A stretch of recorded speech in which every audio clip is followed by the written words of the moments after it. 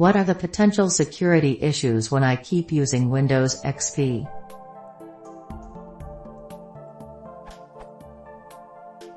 Microsoft stopped updating Windows XP and the media warns us of security leaks. I actually just read that continuing to use Windows XP is extremely dangerous. Why exactly is this such a danger? I would believe that by now XP should be pretty safe to use after years of updates. Are there particular things XP users have to look out for and perhaps take countermeasures against? I would also believe that all the interesting places for hackers will update to Windows 7/8 and serious threats will not be created anymore in the future, at least not specifically aimed at Windows XP.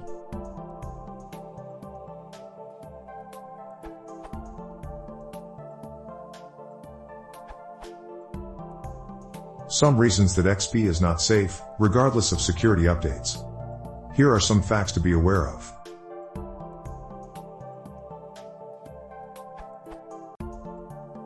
Antivirus is a conceptually flawed approach to malware protection.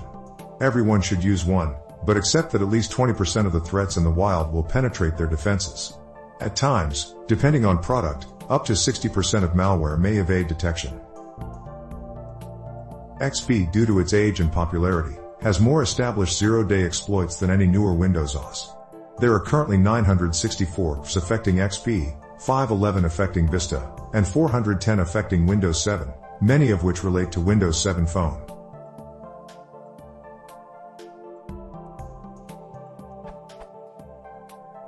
XP lacks a number of critical kernel features common today, including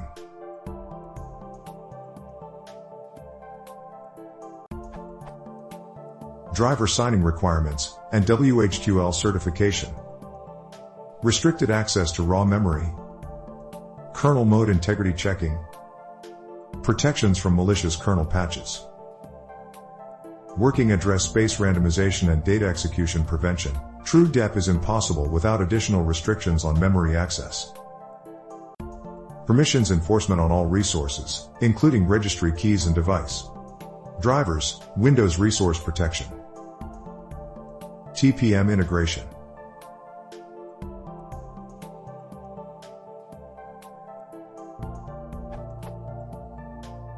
Most XP users run as system admin.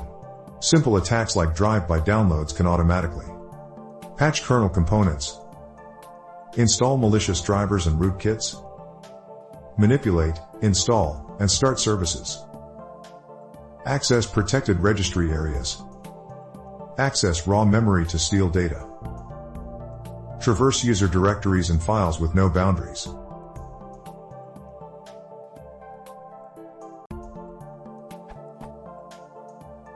Many new applications or new versions of old applications won't run on XP.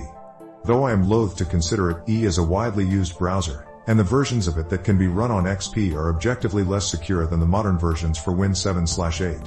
MS may provide a patch for vulnerabilities found in their SSL libraries, but they can't make it use real-Elser if the underlying kernel can't. UAC, while annoying, and not nearly so flexible as sudo, does present a meaningful limitation on the actions an attacker can take without user intervention.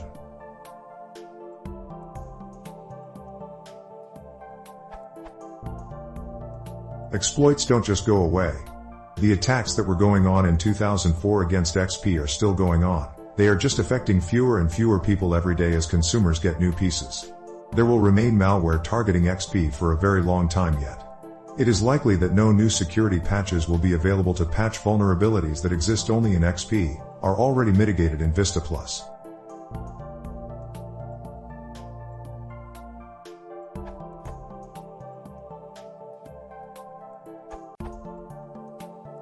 Windows XP has been deemed dangerous by several people because Microsoft is no longer providing security updates.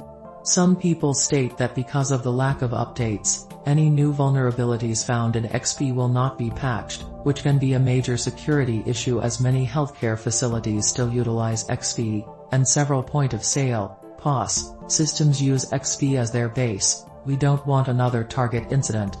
I'll also add some history here. When Windows XP SP2 left support, there was an increase of malware by 66% with machines running XP SV2 instead of SV3. Source: Computer World.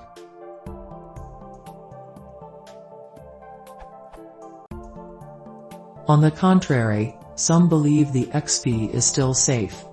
There is an excellent article on Computer World stating that sticking with Windows XP can be a smart move. In a nutshell, some users believe that XP will be perfectly safe, as long as you use a good third-party firewall and good third-party antivirus. It is strongly encouraged to not use Windows Firewall on XP anymore because of the lack of updates. I'll add an article on how to support Windows XP now that Microsoft isn't. I'll add some links down here for some good readings about the death of XP. I understand that links are discouraged, however this response and many others could last forever if I try to include every little detail in this answer.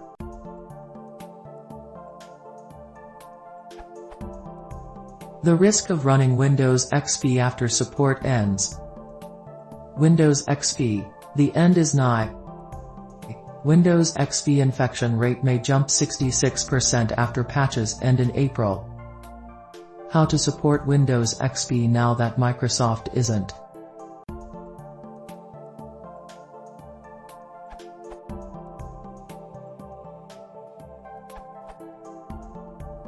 Many of the vulnerabilities discovered in Windows are applied to all current operating systems, including XP. When these fixes are no longer released for XP, but released for other versions of Windows, it's easy for an attacker who knows what they are doing to determine how XP is vulnerable, by monitoring the updates released for operating systems past XP. Microsoft is basically telling anyone who cares exactly what is vulnerable in XP after the XP EUL date.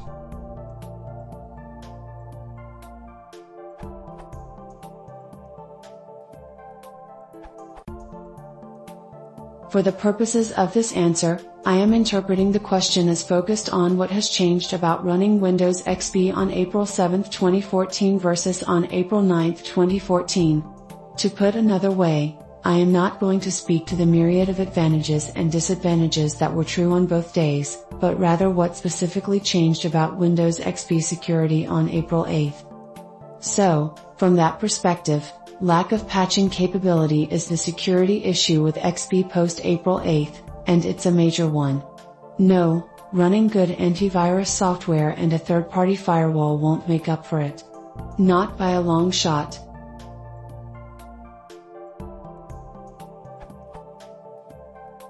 Security is a multifaceted problem. Being secure involves using encrypted communication channels, HTTPS, running active monitoring/detection software, antivirus/malware, only downloading software from trusted sources, validating signatures on downloaded applications, avoiding notoriously weak software, and updating/patching software promptly. All of these practices and products taken together can be called security hygiene and, in the case of Windows XP, you can continue to practice all these things except for one, patching, but it won't help. Why patching matters. Therein lies the first and most critical problem. Aggressive patching is the absolute most effective practice of all, and this is why.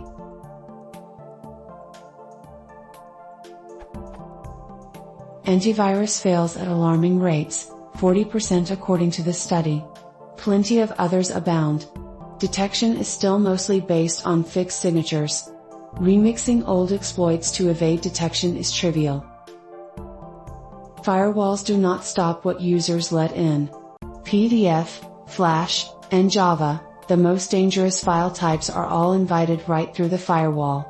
Unless the firewall is blocking the internet, it's not going to help.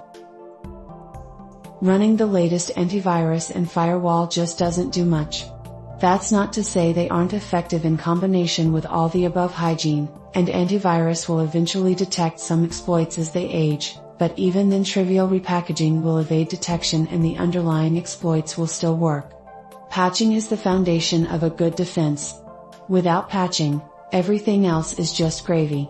The vast majority of malware depends on unpatched software to succeed.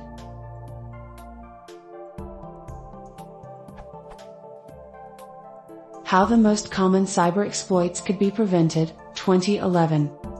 One of the more disturbing, although not surprising, findings was that the top 15 vulnerabilities being exploited by observed attacks were all well known and had patches available, some of them for years.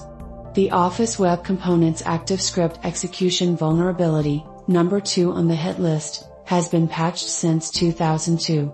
The top vulnerability, in Microsoft's Internet Explorer RDS ActiveX, has been patched since 2006. Interesting analysis on patching and attacks.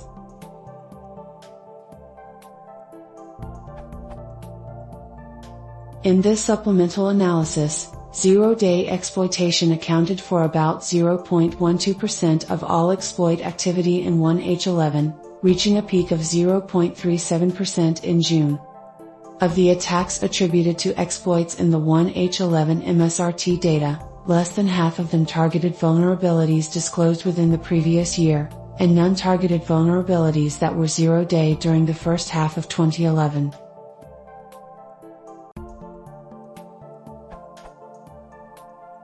In other words, the vast majority of successful exploits are only possible because people did not apply patches when they became available. Even now, the majority of the successful Java exploits are against vulnerabilities that have been patched. Users are not updating. I could post dozens more research papers and articles, but the point is, when vulnerabilities are known and patches are not applied, that is where the damage increasingly comes from.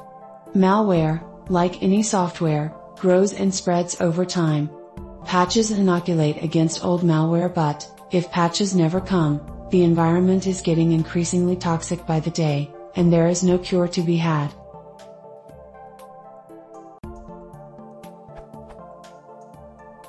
Without patches, zero-day vulnerabilities are never closed, they are effectively zero-day forever. As each new vulnerability is found, malware authors can spin new minor variations to avoid signature detection, and the OS will always be vulnerable. So Windows XP will become less and less secure over time. In practice, this will look a lot like what we see in the above GCN report among the 40% of XP users in 2011 who hadn't even installed patches from 2002, so, post-April 8th, that will be 100% by definition. Compounding the problem will be the fact that malware authors are already focusing on XP again, knowing that anything they find will remain valuable and exploitable long term. In the age of always/frequently on, always connected devices, aggressive and frequent patching is a base requirement of any OS.